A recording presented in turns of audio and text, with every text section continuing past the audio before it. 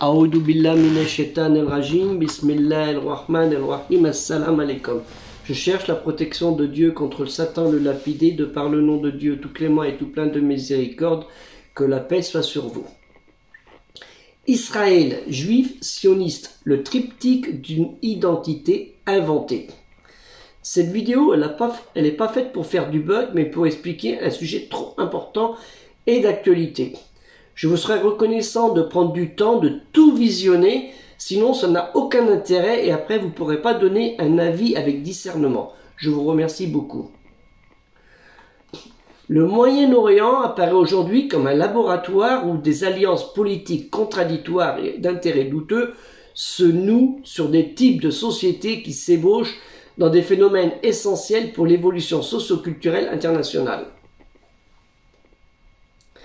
Le principe de l'autodétermination des peuples figure dans un cadre de plus en plus restreint. Les peuples sont identifiables par leur affiliation, sinon par leurs racines religieuses. L'appartenance confessionnelle est trop souvent perçue liée à une identité raciale. L'âge des Lumières s'efface au profit de la politique des fondamentalistes religieux qui n'acceptent même plus les textes sacrés de la loi divine, que ce soit de la Bible, des évangiles ou de Al-Qur'an, la révélation récitée. La cause laïque en Israël est-elle perdue? Parce qu'il y avait des laïcs en Israël, et c'est le début, c'était des laïcs. Ni laïque, ni théocratique, un État écartelé entre identité religieuse et identité nationale. Et c'est ça le problème d'Israël. Si Israël n'est pas un État laïque, ce n'est pas entièrement à cause des religieux. C'est parce que le sionisme, et là le triptyque, n'a pas évacué le judaïsme. Normalement, en Israël, la souveraineté procède du peuple et non de Dieu et de sa parole révélée. Car le pouvoir est exercé par des civils et non par le clergé rabbinique. Le but de l'État tel qu'elle est énoncée dans la déclaration d'indépendance de l'État d'Israël sont identiques à celles d'un État laïque. L'action des laïcs s'inscrit donc dans le cadre d'un État que l'on pourrait qualifier de concordataire, un concordat, et d'une nation qui s'affirme juive. Le conflit entre laïcs et religieux en Israël touche au cœur de l'identité d'un État qui se veut à la fois juif et démocratique.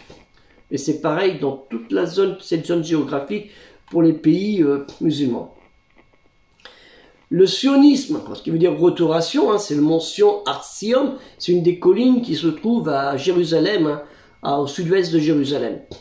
Il apparaît ce mot 19 fois dans le Tanakh, la Bible, et fait référence au mot du temple, Ahel-Bet, en hébreu, ou le noble sanctuaire Aram el-Sherif. Ce nom, en fait, de sionisme, il a pris comme symbole, et par extension à la terre d'Israël, Aretz Israël. Donc le sionisme, il devient de fait un mouvement national d'une partie du peuple juif, et qui est l'idée capitale était de donner un territoire aux juifs, et c'est le terme territoire et non pas terre, exactement comme dans l'État des Juifs, ce qui est le manifeste politique du sionisme rédigé par le juif viennois Theodor Herzl en 1896, à qui on avait proposé avant d'aller au Zaïre, et qui a refusé. Les Africains, ils en sont échappés belles. La formation d'un foyer national juif et l'autodétermination du peuple juif. Voilà.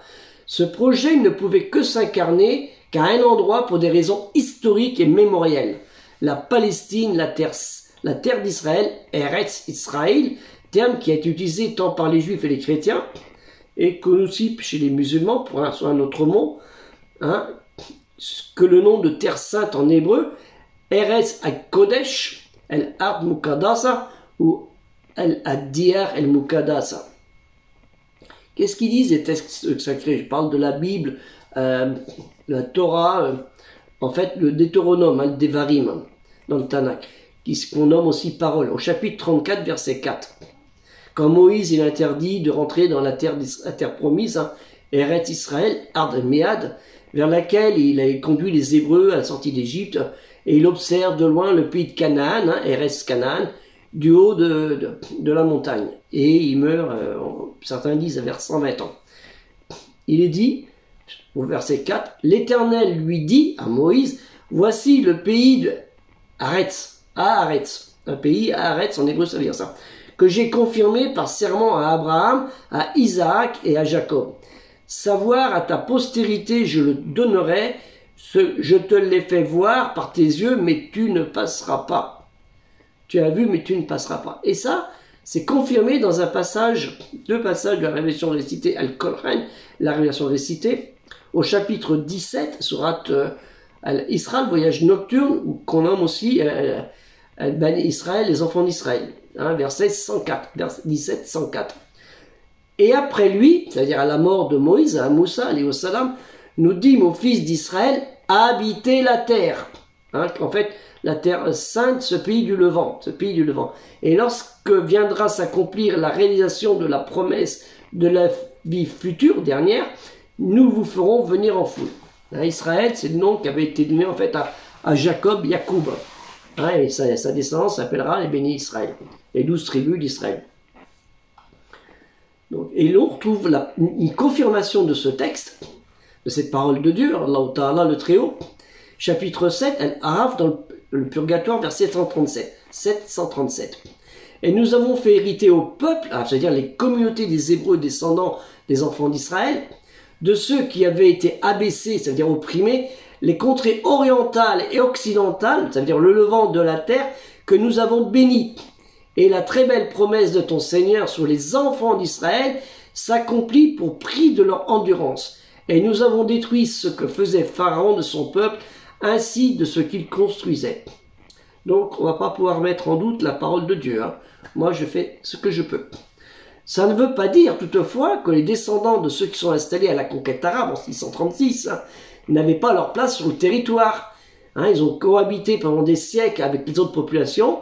Les juifs et chrétiens, il est vrai sans doute qu'ils étaient tous en partie arabes. Les arabes n'ont jamais adopté des mesures de discrimination raciale contre une minorité religieuse ou ethnique vivant au sein de la société pendant des centaines d'années. Les juifs ont vécu parmi les arabes musulmans sans avoir à subir une discrimination, au contraire, ils étaient respectés. Alors vous allez me dire, oui, mais les juifs, c'est pas des arabes. Méfiez-vous à ce que vous dites, parce que Héber, c'est Oud. Hein, Héber de la Bible, c'est le Oud. Et le Oud, c'est le prophète des Arabes. Et toute la descendance des Hébreux, ils descendent de Oud, le prophète des Arabes. Hein, toute la descendance des Hébreux, les Ivris. C'est un autre sujet. Et ça, c'est Farouk Chara, l'ancien ministre des Affaires étrangères, qui disait ça à l'Assemblée nationale de l'ONU en 1er octobre 1991. Et nous allons voir les sionistes, en fait, ce que c'est. C'est assez vague. Les courants historiques sont très diversement nommés. Sionisme politique, sionisme pratique, sionisme culturel, sionisme synthétique, sionisme travailliste, sionisme révolutionniste, sionisme révolutionnaire, sionisme religieux et sionisme chrétien, pour terminer. Et eux, ils se proclament l'avant-garde du peuple juif dans son ensemble, en parlant au nom du peuple juif. C'est eux, hein, carrément. Les sionistes, ils renforcent l'association automatique des juifs avec l'État d'Israël. Plaque. Ils ont fait un bloc. Avant 1948, lorsqu'à la fin du 19e siècle, les sionistes, ils ont appelé les juifs à se rassembler en Palestine, parce que c'est ça qu'ils ont fait, hein, dans le but d'y former une nation nouvelle, alors qu'on avait proposé le Kenya, hein, cette idée radicale en a rebuté la grande majorité, tant laïcs que pratiquants, qui ont rejeté comme absurde le concept sioniste de la nation, une contrefaçon en fait tardive du nationalisme européen du 19e siècle. Mais heureusement qu'ils n'ont pas été au Kenya, parce que les Noirs, ils les auraient mangés. Hein. Toutes les vagues d'immigration juive vers Israël ont été motivées par des mouvements d'attraction. Hein, en fait, l'idéal sioniste, c'est ça, et le rejet de l'antisémitisme. Ils ont joué sur ça. C'est ce qui se passe dans les manifestations. Hein. Quand on dit, ouais, ils sont contre les juifs, ils sont contre les arabes, ils sont contre les musulmans, et, hein, ils mélangent un peu de tout. Voilà. Moi, je suis pas... Je suis un blanc, je suis français, je suis musulman. Je suis pas arabe. Hein, voilà, je suis pas bronzé. Ceux qui disent... Vous voyez, ce que je veux dire, c'est un peu les conneries, quoi. Ce qui distingue cependant l'exode des juifs des pays arabes, c'est le mouvement du rejet. Le rejet, c'est ce que je vous dis. Hein, en fait, maintenant, nous arrivons à la question palestinienne, la question cachée. Hein, en fait, du nettoyage ethnique. C'est ça la question cachée. Le nettoyage ethnique. C'est ainsi, dans la première Aliyah, ce qui se met en branle, la montée des migrants juifs débarquant à Jaffa, à Haïfa, et qui rencontrent population arabe dans des villes arabes. Ils arrivent d'un coup, là, ça y est, en terre inconnue, on connaît pas. Ils parlent arabe, ils sont là, c'est qui ces gens-là? Bah, fallait rester chez toi. Hein. La question de la cohabitation, en fait, elle s'est pas posée en amont. La question s'est pas posée en amont. La question cachée, c'est en fait la question arabe, hein, qui est en fait une sorte de cécité volontaire, et il n'y a pas eu de réflexion sur ça, qui signifie exactement un État juif. En réalité, ni pour les minorités, qui n'étaient pas pour les minorités non juives. C'est ça qu'il faut faire. La Palestine étant, à l'époque, sous mandat britannique, elle connaît une période de guerre civile. Ça, c'est irréfutable. Tout le monde le sait. Il en sortira un conflit sanglant dans la guerre israélo-arabe du 30 novembre 1947 au 14 mai 1948. Oui, ça a duré près de 6 mois. Hein. La victoire des Juifs mènera à la fondation de l'État d'Israël et au refus par Israël de reconnaître les Palestiniens une nation dotée de pouvoir politique.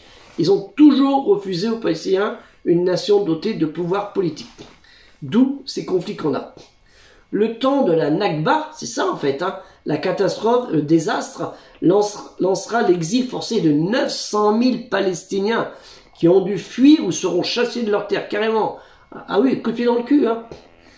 Et l'expulsion, en fait, l'expulsion des réfugiés arabes de Palestine, c'était en fait pour certains pour des raisons de sécurité. Ils ont dit. Pour raisons de sécurité, on te fout la porte de chez toi. Et ça, David Ben Gurion ne cachait pas ses intentions. Un État juif ne sera viable, comme ils disent, s'il compte un trop long élevé d'Arabes. Donc c'est pas une question de religion, c'est les Arabes, toujours pareil. Et sa ministre du Travail de 1949 à 1956, la fameuse Golda Meir, elle joue un rôle central sur le dossier du logement. Hein, elle a su prendre en main une réalité de l'enjeu démographique dès 1946 pour trouver un refuge à des centaines de milliers de rescapés du génocide en Allemagne ou de juifs des pays arabes qui arrivent en Palestine. Ça c'est vrai, les juifs ont subi des choses incroyables par le nazisme et pas que par les nazis, hein, par les autres pays, les pays d'Europe, hein, les gens ont été complices aussi de meurtres contre les juifs, hein, faut le reconnaître ça. Hein. Ça c'est reconnu. Hein. Et je suis bien au courant de ça, parce que dans ma famille, j'ai un oncle qui était en camp de concentration. Il est revenu 35 kilos. Pour faire face à la révolte des immigrés juifs dans cette région, hein, dans l'attente de l'attribution d'un logement, les immigrés s'entassent dans des camps de transit et des conditions de vie déplorables. C'est ce qui s'est passé quand les juifs sont arrivés du Maroc, d'Algérie, de Tunisie, avec le fameux bateau que tout le monde connaît, hein, et qu'on les a mis dans un parc et dans des conditions incroyables. Donc ça, cet événement de 48, ça a permis de résoudre en partie le problème. Hein, des milliers de juifs ils s'installent dans les logements arabes, vidés des habitants, 45 000 sont logés dans les faubourgs de Jaffa, 40 000 prennent possession au centre de Haïfa, 8 000 sont installés à Ramallah, et autant à Lida, hein, ce qui est devenu Lod, et 5 000 à Akko. Et une coutume une coutume veut alors que quiconque réussit à installer un lit dans une pièce, et y passer une nuit, il devient propriétaire. Voilà, tu poses un site d'Eri, puis c'est à toi la maison. Incroyable. On va le faire. Hein. Et au mois de mai 48, le roi Abdallah de Jordanie, il accusera les sionistes d'expulser les Arabes de leur maison. Bah oui, mais il a bien parlé, mais il n'a rien fait. Hein. Tout au long des années 1950, de nombreuses municipalités arabes demeurent en Israël, vont être victimes d'expulsion. Dans les années 50, 60, ils ont foutu à la porte. Eh oui, ils ont vécu la misère, mais ils ont fait pire. Et ce processus migratoire ne s'arrêtera pas bien, au contraire. Il sera mis en avant pour tout candidat postulant à venir rejoindre le rang de la population juive de crainte d'être submergé par les Arabes juifs, chrétiens et musulmans, même si ceux-là avaient la nationalité israélienne. En fait, il s'agit d'un problème bien plus d'identité raciale contre un autre qu'une religion différente. C'est une identité raciale contre une autre. Les Occidentaux contre les Arabes qui ont pris le terrain. C'est ça la vérité. Et en plus, les Juifs occidentaux n'aimaient pas les Juifs du Maroc, d'Algérie, de Tunisie, ils appelaient les Juifs des grottes. Hein. Faut pas l'oublier ça. L'opposition juive, parce qu'il y a eu une opposition juive, hein, sioniste, au sionisme, et révélera que le sionisme a posé la plus grave des menaces parce qu'il visait à voler à la communauté traditionnelle, c'est-à-dire les Arabes, tant au sein de la diaspora qu'en terre d'Israël. hein, ceux qui étaient de la diaspora, les Arabes juifs, pareil, que sa proposition d'une identité juive moderne et nationale. La menace sioniste a atteint chaque communauté juive. Elle était implacable et frontale, et on ne pouvait lui opposer qu'un rejet sans compromis. Le sionisme, ce nouveau mouvement politique, c'est l'ennemi le plus terrible qui ait jamais existé pour le peuple juif. Et ça, c'est les juifs, un rabbin juif qui le dit, ça. Il est décédé en 1942, je crois. Malheureusement, de nos jours, une haine féroce de tout camp a usurpé l'envie de vouloir vivre ensemble, juifs, chrétiens, musulmans, dans cette terre promise qui avant s'appelait Canaan. Je vous remercie d'avoir écouté cette vidéo et j'attends vos réponses et vos questionnements à ce sujet, car il est trop important de comprendre ce qu'était le problème palestinien, mais le problème aussi des Arabes. C'est les Arabes, en fait, qu'on a voulu faire partir. C'est ça. Hein, que vous soyez juifs, chrétiens ou musulmans, on voulait pas de vous. C'est nous, on a pris cette terre. Alors, vous voyez, c'était en fait la période des croisades, si vous voulez, c'est un peu ça, c'est les croisades. Les croisades de l'Occident qui sont venues en Terre Sainte, comme ils disent, pour expulser aussi parfois des chrétiens arabes. Comme ça c'est fait, malheureusement. Je vous remercie, je pensais à aider le projet culturel musulman universel, je vous mettrai le lien, Inch'Allah, si Dieu le veut, 2 € par mois. Et aussi, il y a la collecte qui a commencé du 1er novembre jusqu'au 31 décembre, hein, 2 € par personne et 200 € par association culturelle musulmane en France.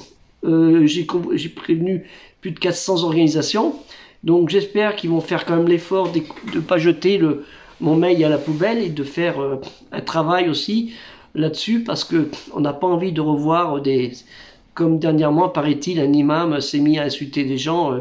Non, on n'insulte pas les gens.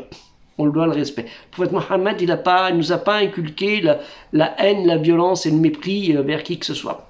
Au contraire, si la communauté des musulmans est devenue aussi importante, c'est parce qu'il a donné un bon comportement, une bonne façon de vivre, même avec son ennemi, et il leur a pardonné quand il a repris la Mecque. Donc ne soyons pas des haineux, au contraire, soyons dans l'amour de Dieu, parce que Dieu, il est clément et miséricordieux. Bismillahir Rahmanir Rahim. Que la paix soit sur vous. Assalamu alaikum.